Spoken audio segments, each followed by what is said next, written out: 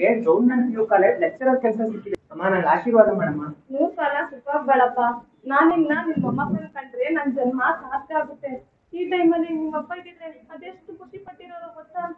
ಹೋಗ್ಲಿ ಬಿಡಮ್ಮ, ನನಗೆ ಅಪ್ಪ ಇಲ್ಲದ್ರೆ ಏನಂತೆ, ನೀನೇ ನನಗೆ ಅಪ್ಪ ಅಮ್ಮ ಎರಡು ಕಣಮ್ಮ. ನೀನ್ ಸಂತೋಷ ಪಟ್ರೆ ನನಗಷ್ಟೇ ಸಾಕು. ಸತೀಶ, ಸತೀಶ. ಏನಮ್ಮ? ಅಲ್ಲ ಕಣೋ ಮಗ, ಮದ್ವೆ ಆಗಿ 1 ವರ್ಷ ಆಯ್ತು, ಇನ್ನು ಸಿಹಿ ಸುದ್ದಿ ಕೊಟ್ಟಿಲ್ಲ. ನಿಮ್ ಅಣ್ಣನು 3 ಹೊತ್ತು ಕೆಲ್ಸ ಅಂತ ಹೊರಗೆ ಇರ್ತಾನೆ. ಇನ್ ನನ್ ಪರಿಸ್ಥಿತಿನೋ ಹಾಡ್ ಬಾ ಅನ್ನುತ್ತೆ, ಊರ್ ಹೋಗು ಅನ್ನುತ್ತೆ. ನಾಳೆ ಯಾವಾಗಪ್ಪ ನಿಮ್ಮ ಮಕ್ಕಳನ್ನೆಲ್ಲ ಆಡ್ಸೋದು? ನೋಡಮ್ಮ, ನಿನ್ ಮುದ್ದಿನ ಸೊಸೆ ಪದ್ಮ ಇಲ್ಲೇ ಬಂದು ನೀನ್ ಅವಳನ್ನೇ ಕೇಳ್ಕೊ. ಪದ್ಮ, ಕೇಳಿಸ್ತು ತಾನೆ? ಇನ್ನೊಂದ್ ವರ್ಷದಲ್ಲಿ ನಮ್ಮನೇಲಿ ತೊಟ್ಟು ತುಂಬಬೇಕು ಕಣಮ್ಮ. ಸತೀಶ, ನಿನ್ಗೆ ಹೇಳಿದ ಅರ್ಥ ಇರ್ತಾನೆ, ನಿನ್ ಹೆಸರು ಸ್ವಲ್ಪ ಬುದ್ಧಿ ಹೇಳು. ಏನ್ ಪದ್ಮ, ಅಮ್ಮ ಹೇಳಿದ್ ಕೇಳ್ತು ತಾನೆ? ಏನ್ರಿ ಯಾವಾಗ್ಲೂ ನನಗೆ ಹೇಳಕ್ ಬರ್ತೀರಾ? ನನಗೆ ಮಗು ಬೇಡ ಅಂದ್ರೆ ಬೇಡ ಅಷ್ಟೇ. ನನ್ ಗ್ಲಾಮರ್ ಎಲ್ಲ ಹಾಳಾಗುತ್ತೆ ಅಂತ ಎಷ್ಟು ಸತಿ ಹೇಳಿದೀನಿ. ಆದ್ರೂ ನನ್ನ ತಲೆ ತಿಂದಿಲ್ಲ. ಲೇ ಪದ್ಮ, ನನಗೆ ಗಂಡ ಕಡೆ ಸ್ವಲ್ಪ ಗೌರವ ಕೊಟ್ಟು ಮಾತಾಡಿ. ಏನ್ ಗಂಡ? ಸಾಕು ಸುಮ್ನಿರಿ ಕಂಡಿದ್ದೀನಿ. ಅಲ್ಲ ಪದ್ಮ, ನೀವೆಲ್ಲ ಮಾತಾಡ್ಬೇಕು ಕಣಮ್ಮ. ಸಾಕು ಸುಮ್ನಿರಿ ಅತ್ತೆ. ಯಾವಾಗ್ಲೂ ನನಗೆ ಹೇಳಕ್ ಬರ್ತೀರಾ?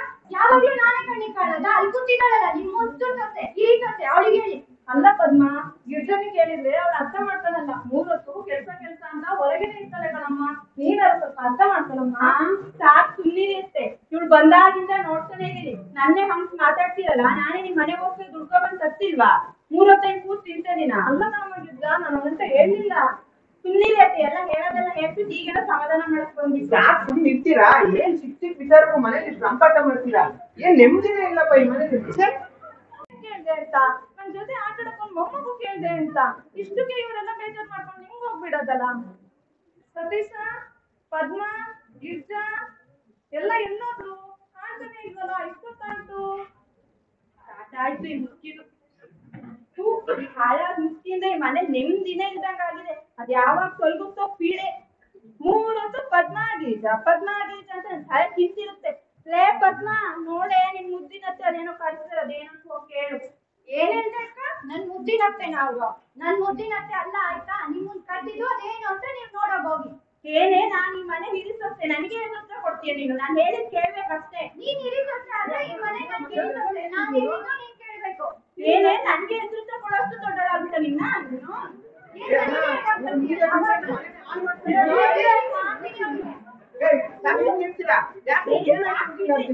ಇದಕ್ಕೆಲ್ಲ ಕಾರಣ ಇದ್ದಾಳಲ್ಲ ನಿಮ್ಮಮ್ಮ, ಅವಳೆಯ? ಅಲ್ವೇ, ನಮ್ಮಮ್ಮ ಯಾಕೆ ಕಾರಣ? ಅವ್ರು ತಾನೇ ಏನ್ ಮಾಡಿದ್ರು? ಏನ್ ಮಾಡಿದ್ರ ಅದೆಲ್ಲ ನನಗೆ ಗೊತ್ತಿಲ್ಲ ಕಣ್ರಿ.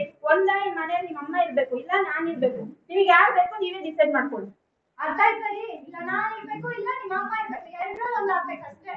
ಏ ಅಣ್ಣ, ಈ ಕಡೆ ಎತ್ತ ಅಮ್ಮನ ಕಡೆ ಸಾಯೋದು, ಇಲ್ಲ ಈ ಕಟ್ಕೊಂಡು ಹೆಂಡತಿರ ಕಡೆ ಸಾಯೋದು, ಏನಣ್ಣ ಈ ಬದಿತಿದ್ದು? ಇದನ್ನ ನೋಡ್ತಾ ಇದ್ರೆ ಜಗತ್ನಾಗ ಯಾವ ಗಂಡಸಕ್ಕಿಂತ ಹೆಂಡತಿ ಸಿಗಬಾರ್ದು ಅನ್ಸುತ್ತೆ ನಮ್ಮಯ್ಯ. ಯಾಕಂದ್ರೆ ಈ ಸಂಸಾರದ ಎಲ್ಲ ಜಗಳ ನೋಡ್ತಕೊಂಡು ಹೊರಗಡೆ ನಮ್ ಸಂಸಾರ ಅಂತೂ 12 ಆಗಿದೆ, 13 ಆಗಿದೆ, 14 ಆಗಿದೆ ಅಂತ ಮಾತಾಡ್ಕೊಂತಾರೆ ನಮ್ಮಯ್ಯ. ಎಲ್ಲ ನಮ್ಮ ಅಲ್ಲ, ನನ್ಗೆ ಈ ತರ ನೋಡಿದ್ರೆ ನನಗೆ ಎಲ್ಲಿ ಮದುವೆನ ಹಾಕೋದಕ್ಕೆ ಆ ಗಂಡಸನ್ನು ಕೇಳ್ಬೇಕು ಅನ್ಸ್ತಾರೆ. ಗೊತ್ತಾ, ಈ ಸಂಸಾರ ಜಂಜಾಟದಲ್ಲಿ ನಾನ್ ಬದುಕಲ್ಲ ನಮ್ಮಯ್ಯ. ಗೊತ್ತೇನೆ ಹೇಳಕ್ಕ, ಈ ಮನೇಲಿ ಪೀಡೆ ತೊಲಗಲ್ಲ, ನಾವ್ ಜಗಳ ಆಡೋದ್ ಬಿಡಲ್ಲ. ಅಕ್ಕ, ಪೀಡೆ ತೊಲಗಲ್ಲ, ನಾವೇ ತೊಲಗ್ಬೇಕು ಅಂದ್ರೆ ಸಾಯ್ಬಿಡೋದ್ಯಾ? ಅಯ್ಯೋ ಅಕ್ಕ, ಹಂಗೆಲ್ಲರೂ ಮಾಡ್ಬಿಡಿಯ. ನಮ್ಮಿಬ್ರು ನಮ್ಮಲ್ಲಿ ಸಾಯ್ತ ಬಿಡ್ತಾರೆ ಅವ್ರಿಬ್ರು. ಹೌದು, ನೀನ್ ಹೇಳೋದು ಸರಿ ಇದೆ. ಮತ್ತೆ ಇನ್ನೇನ್ ಮಾಡೋಣ? ಅದೇ ಅಕ್ಕ, ವೃದ್ಧಾಶ್ರಮ ಅಂತ ಇರುತ್ತಲ್ಲ, ಅಲ್ಲಿ ಕರ್ಕೊಂಡೋಗಿ ಬಿಟ್ ಬರೋಣ ಅಷ್ಟೇ. ವೃದ್ಧಾಶ್ರಮಕ್ಕ? ಅವ್ರು ನಿಜವಾಗ್ಲೂ ಹೋಗ್ತಾರೇನೆ? ಅವ್ರು ಒಪ್ಪಿಗೆ ಎಲ್ಲ ಕೇಳೋದ್ ಬೇಡ, ನಾವ್ ತಗೊಂಡೋಗಿ ಬಿಟ್ ಬರೋಣ ಅಷ್ಟೇ. ಹೌದು, ನೀನ್ ಹೇಳೋದು ಸರಿ ಇದೆ. ಇದಕ್ಕೊಂದು ಒಳ್ಳೆ ಉಪಾಯ ಮಾಡೋಣ ಬಾ. ಅತ್ತೆ ಅತ್ತೆ ಅತ್ತೆ, ನೀವ್ ತುಂಬಾ ದಿನದಿಂದ ನಿಮ್ ಆರೋಗ್ಯ ಹಾಳಾಗಿದೆ ಅಲ್ವಾ? ಅದಕ್ಕೆ ಇವತ್ತು ಹೆಲ್ತ್ ಚೆಕಪ್ ಕರ್ಕೊಂಡು ಹೋಗೋಣ ಅಂತಿದ್ವಿ. ಅಯ್ಯೋ ಅತ್ತೆ, ನಿಮ್ ಆರೋಗ್ಯದ ಕಡೆ ನಮ್ಗೆ ಎಷ್ಟು ಗಮನ ಗೊತ್ತಾ? ಎಷ್ಟು ಜವಾಬ್ದಾರಿ ಅಂತ ನನ್ನ ಆರೋಗ್ಯದ ಕಡೆ ಕಾಳಜಿ ವಹಿಸ್ತಿರಲ್ಲ. ಹೌದು ಅತ್ತೆ, ನೀವ್ ನಮ್ ತಾಯಿ ಸಮಾನ ಅಲ್ವಾ? ಎಷ್ಟು ಪ್ರೀತಿಯಿಂದ ನೋಡ್ಕೊಂತಿದ್ದಾರೆ ನನ್ನಿಬ್ರು ಸೊಸೆಯರು. ಡೋಂಟ್ ವರಿ ಡ್ಯಾಡಿ, ನಿಮ್ಗೆ ಇಲ್ಲೇನು ಪ್ರಾಬ್ಲಮ್ ಆಗಲ್ಲ. ಈ ಆಶ್ರಮದ ಸಲುವಾಗಿ 3 ವರ್ಷದ ಫೀಸ್ ಕಟ್ಟಿದ್ದೀನಿ ನಿಮ್ಗೆ. ನಿಮ್ಗೆ ಏನಾದ್ರೂ ಫೋನ್ ಮಾಡಿ. ಮಗ, ನಾನು ನಿಮ್ ಜೊತೆ ಅಮೆರಿಕಾಗೆ ಬರ್ತೀನಿ ಮಗ. ನೋಡಪ್ಪ, ಅವಳು ಬೇರೆ ಮನೇಲಿ ಇರಲ್ಲ, ನಾನು ಬಿಸ್ನೆಸ್ ಮೇಲೆ ಆ ದೇಶಕ್ಕೆ ಈ ದೇಶಕ್ಕೆ ಹೋಗ್ತಾ ಇರ್ತೀನಿ. ಹಂಗಾಗಿ ನಿಮ್ಗೆ ಸೇರ್ತಾ ಇರೋದು ನಾನು. ಮಗ, ನಂಗೂ ನನ್ ಮೊಮ್ಮಕ್ಳನ್ನ ನೋಡ್ಬೇಕು, ಅವ್ರ ಜೊತೆ ಆಟ ಆಡ್ಬೇಕು ಅಂತ ತುಂಬಾ ಆಸೆ ಇದೆ ಮಗ. ಯಾಕಪ್ಪ ಈ ತರ ರಗ ಮಾಡ್ತಿದ್ಯಾ? ಇನ್ನೊಂದ್ಸಲ ಬರ್ಬೇಕಾದ್ರೆ ಮೊಮ್ಮಕ್ಳ ಕರ್ಕೊಂಡ್ ಬರ್ತೀನಿ ಆಯ್ತಾ? ನಾ ಸರಿ ಓಡ್ತೀನಿ, ಲೇಟ್ ಆಯ್ತು ಫ್ಲೈಟ್ಗೆ. ಮಗ, ನಮಸ್ಕಾರ, ನಾನು ಜೋಸೆಫ್, ಪ್ರೇಮಾಲಯ ಆಶ್ರಮದ ಮೋಸ್ಟ್ ಸೀನಿಯರ್ ಸದಸ್ಯ. ಈ ಆಶ್ರಮದಲ್ಲಿರೋ ಪ್ರತಿಯೊಬ್ಬ ಸದಸ್ಯರ ವಿಚಾರ ಗೊತ್ತಿರುವುದು ನನಗೆ ಮಾತ್ರ. ಒಂದು ನಿಮಿಷ ಈ ಆಶ್ರಮದ ಸದಸ್ಯರನ್ನು ಪರಿಚಯ ಮಾಡ್ಕೊಡ್ತೀನಿ. ಪ್ರೇಮಾಲಯ ಆಶ್ರಮದ ಎಲ್ಲ ಪ್ರೇಮಪುತ್ರರೇ ಬೇಗ ಬನ್ನಿ, ಸದಸ್ಯರು ಬಂದಿದ್ದಾರೆ, ಬೇಗ ಬನ್ನಿ.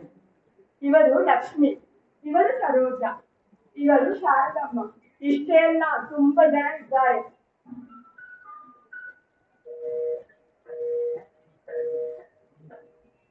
ಏನಾಯ್ತು ಶಾರದಮ್ಮ, ಮಗ ಸಿಕ್ಕಿದ್ದ? ಏನಿಲ್ಲ ಜೋಸಫಣ್ಣ, ನನ್ ಮಗ ಸ್ವಲ್ಪ ಬಿಸಿ ಅಷ್ಟೇ. ಅವ್ನ್ ಬಿಸಿ ಇರ್ತಿರ್ತಾನೆ, ನಿಮ್ಮ ನಿಲ್ಬಿಟ್ಟು ಹೋಗಿದ್ದು. ಬೇಡಿ ಜೋಸಫಣ್ಣ, ನನ್ ಮಗನ್ಗೆ ನಾನಂದ್ರೆ ತುಂಬಾ ಇಷ್ಟ. ನೋಡ್ತಾ ಇರಿ, ಅವ್ನನ್ನ ಕರ್ಕೊಂಡು ಹೋಗಕ್ಕೆ ಬಂದೇ ಬರ್ತಾನೆ. ಏನ್ ಹೇಳಿ ಶಾರದಮ್ಮನಿಗೆ, ಹಲವಾರು ವರ್ಷದಿಂದ ಮಗನ ಕಾಲಿಗೋಸ್ಕರ ಕಾಣಿಸಿದ್ದಾನೆ. ಆದ್ರೆ ಮಗ ನೋಡಿದ್ರೆ ನಾಟ್ ರೀಚಬಲ್. ಅಂದ ಹಾಗೆ ನಿಮ್ಮ ಹೆಸರು? ನಾನು ರಾಮಣ್ಣ, ನಾನೊಬ್ಬ ರಿಟೈರ್ಡ್ ಟೀಚರ್. ಏನು ಇದೆ ನೋಡಿ, ಸಮಾಜದಲ್ಲಿರೋ ಮಕ್ಕಳಿಗೆಲ್ಲ ಬುದ್ಧಿ ಹೇಳಿ ಸಿದ್ಧಿ ತೀಡಿದ ನಂಗೆ ನನ್ನ ಮಗನೇ ಬುದ್ಧಿ ಹೇಳಿ ಶಾಲೆಗೆ ಮಕ್ಕಳನ್ನ ಸೇರಿಸುವಂತೆ ನನ್ನನ್ನ ಈ ವೃದ್ಧಾಶ್ರಮಕ್ಕೆ ಬಂದು ಸೇರಿಸ್ಬಿಟ್ಟಿದ್ದಾರೆ. ಇಷ್ಟಕ್ಕೆಲ್ಲ ನಂಬ್ಕೊಂಡೆ ಹೇಗೆ ರಾಮಣ್ಣ? ಇಲ್ಲಿರುವವರೆಲ್ಲ ನಮ್ಮ ವಯಸ್ಸಿನವರೇ, ಅಂದ ಹಾಗೆ ಸಮಾನ ಮನಸ್ಕರೇ ಅಲ್ಲ ಜೋಸೆಫಣ್ಣ, ಸಮಾನ ತೊಂದರೆಯನ್ನು ಅನುಭವಿಸುವವರು. ಅಂದ ಹಾಗೆ ಜೋಸೆಫಣ್ಣ, ನೀವು ಇಲ್ಲಿರುವ ಕಾರಣ? ನನ್ ಕಥೆನೇ ಬೇರೆ, ಏನ್ ಕೇಳ್ತೀರಾ? ನನಗೆ ಗಂಡ್ಮಕ್ಳಿಲ್ಲ, ಎರಡೂ ಇರೋದು ಹೆಣ್ಮಕ್ಳೇ. ಅವ್ರನ್ನ ಓದಿಸಿ ಬೆಳೆಸಿ ಒಳ್ಳೆ ಸಂಬಂಧ ನೋಡಿ ಮದುವೆ ಮಾಡಿಕೊಟ್ಟೆ.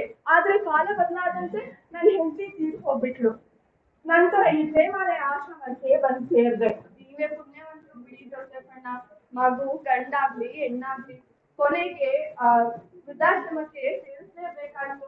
ಏನ್ ಹೇಳ್ತೀರಾ ರಾಮಣ್ಣ? ನಿಮಗೊಂದು ಥ್ರಿಲ್ಲಿಂಗ್ ವಿಷಯ ಹೇಳ್ತೀನಿ ಕೇಳಿ.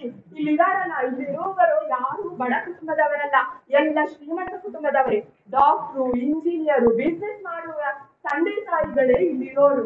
ಅದು ಸರಿ ಜೋಸೆಫಣ್ಣ, ನಾವು ನಮ್ಮ ಮಕ್ಕಳಿಗೋಸ್ಕರ ಹಗಲು ರಾತ್ರಿ ದುಡಿತೀವಿ, ದುಡ್ದು ಆಸ್ತಿ ಮಾಡಿರ್ತೀವಿ. ಆದ್ರೆ ನಮಗೆ ಸಿಕ್ಕಿದ ಪ್ರತಿಫಲ ಈ ವೃದ್ಧಾಶ್ರಮ. ಒಬ್ಬ ರಿಟೈರ್ಡ್ ಟೀಚರ್ ಆಗಿ ನಿಮ್ಗೆಲ್ಲ ಒಂದು ಕಿವಿ ಮಾತು, ಮಕ್ಕಳಿಗಾಗಿ ಯಾವತ್ತೂ ಆಸ್ತಿ ಮಾಡಬೇಡಿ, ಮಕ್ಕಳನ್ನೇ ಈ ದೇಶದ ಆಸ್ತಿಯನ್ನಾಗಿ ಮಾಡಿ. ಏನಾಯ್ತು ಶಾರದಮ್ಮ? ಏನಿಲ್ಲ, ನನ್ ಮಗ ಬಿಸಿ ಇದ್ದಾನಷ್ಟೇ.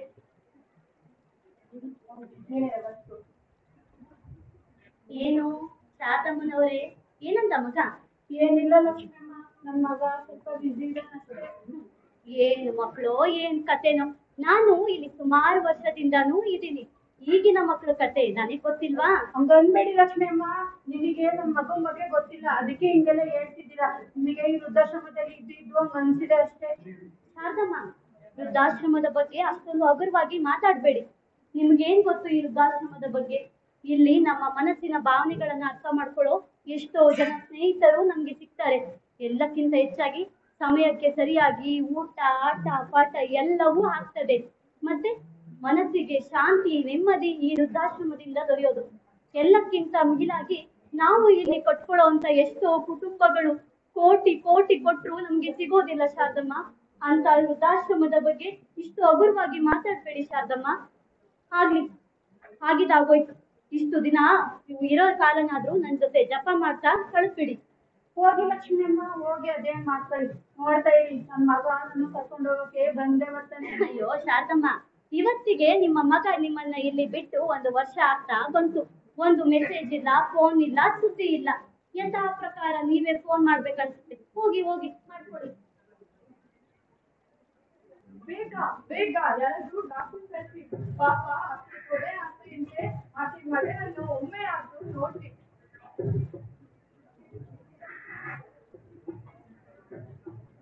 ನಮ್ಮ ತಂದೆ ತಾಯಿಯವರು.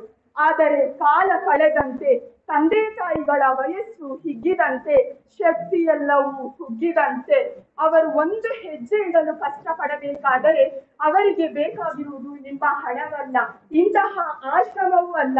ಬದಲಾಗಿ ನಿಮ್ಮ ಒಂದು ಪ್ರೀತಿ, ನಿಮ್ಮ ಸಂಘ, ನಿಮ್ಮ ಪ್ರೀತಿಯ ಅಪ್ಪುಗೆ.